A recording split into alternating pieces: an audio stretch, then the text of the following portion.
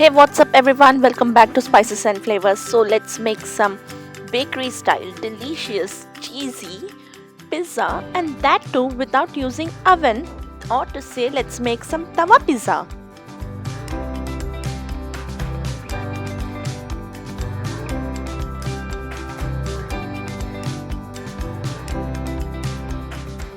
But before we begin, if you haven't subscribed to Spices and Flavors, then please do subscribe and hit the bell icon for instant notifications. So to make a bakery style pizza, the first and foremost thing that you need is preparing your biga, which is a pre-ferment that is to be prepared and kept overnight, or to say a minimum of 6 to 8 hours. Wondering what is the purpose of making this biga? Then let me tell you, this biga helps to increase the enzyme activity of our pizza dough, and also it enhances the flavor and aroma. So to prepare this biga, I have taken some flour and yeast in a mixing bowl, which I am just mixing it through my hands first. Then make a well in the center and add your water little by little and knead it into a dough, just like the way we do for our regular chapati or tortilla dough.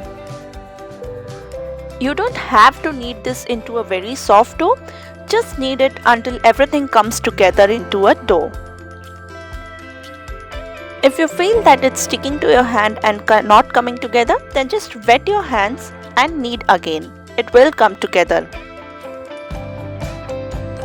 Let's grease the same bowl with little bit of olive oil and place the dough in it and let it ferment for a minimum of 6 to 8 hours.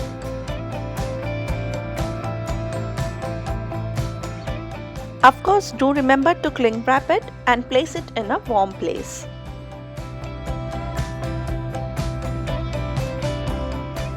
It's been 6 hours now. Let's start with our pizza dough, for which I have taken some salt and flour into this bowl. I have added salt at the base, that is because salt retards or slows down the activity of yeast. Hence, we do not prefer it to come in direct contact. To this, let's add in some sugar and olive oil. Finally, let's add in some yeast, but we will add the yeast to water, give it a gentle stir, and then add it into a flour mixture. And why do we do this? Dissolving the yeast in flour ensures that the yeast disperses, or to say mixes evenly when added into the flour mixture. Don't ever forget to add in your biga. Can you see it has increased in volume? That stretchy thing indicates that the yeast has been proofed well enough. So we will add this biga to our pizza dough and put it onto a stand mixer with a dough hook.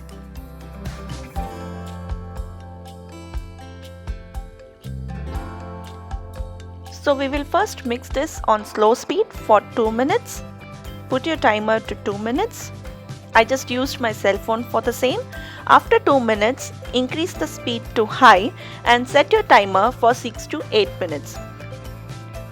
So we will mix this pizza dough for a total of 8 to 10 minutes. You can however knead the pizza dough using your hands, but then it will take a minimum of 15 to 20 minutes to achieve the same. Machines make our life lot easier, isn't it? Scrape out the dough from the mixer bowl onto a lightly floured surface.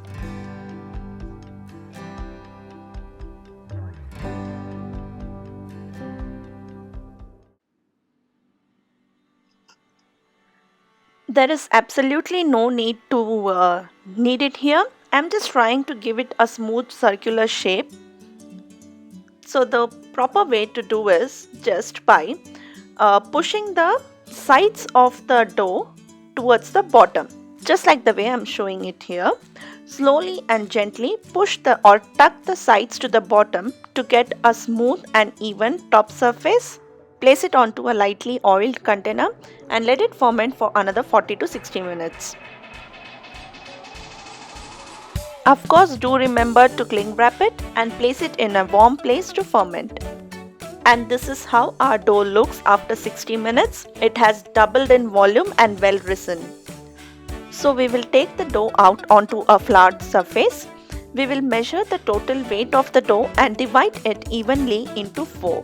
You can of course eyeball and divide it if you do not have a measuring scale at home.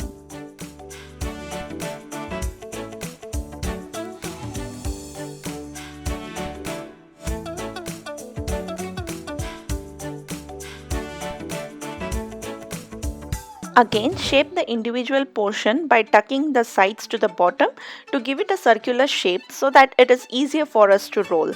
There is no other particular reason as such.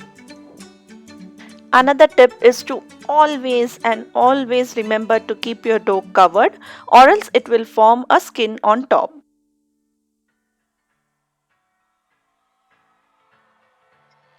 Another point to remember is that always start with the dough that you have rolled first. That is because the gluten has got enough time to rest by the time you are finishing with the remaining dough. So now that it has got time to rest, it will be easier for it to stretch into a circular roti or paratha shape. So I'm just using a simple rolling pin here to roll it.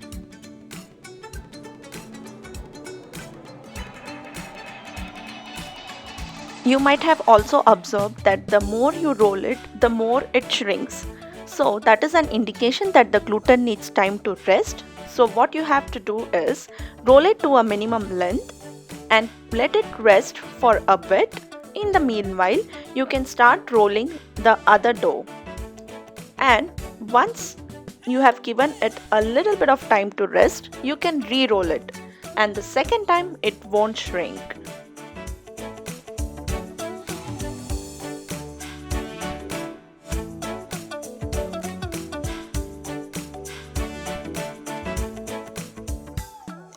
Now I'll allow this to rest for a while and finish off with the first one that we began with.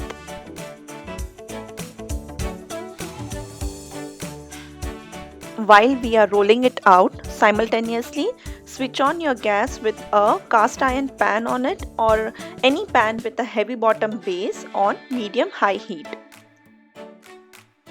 If you wish to bake it in an oven, then preheat it to 230 degrees Celsius.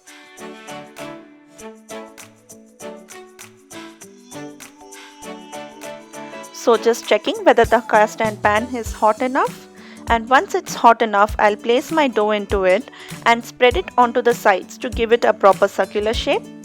After that, do remember to reduce your flame to medium. I forgot, but guys, you don't forget to prick your dough with the fork prior to placing it on the cast iron or prior to baking it. This prevents the dough from puffing up. It's been 5 minutes now. Let's lift the dough and see whether the dough is cooked from the bottom. Yes, it has browned a lot, so I'll just flip it up. So that is the way you will have to check too, by lifting it up. Once you flip it, add on your pizza sauce. Today I am using a store-bought one, but I do have a recipe for homemade pizza sauce which I'll link it in the description box.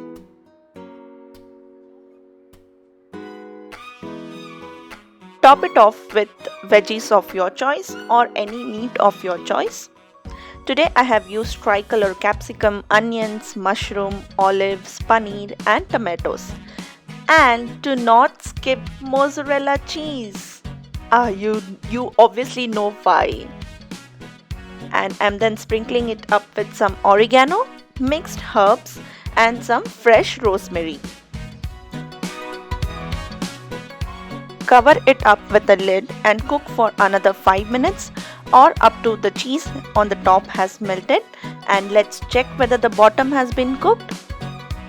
Yes, the cheese on top has melted and the bottom has been cooked too. So I'll remove it from the flame and serve.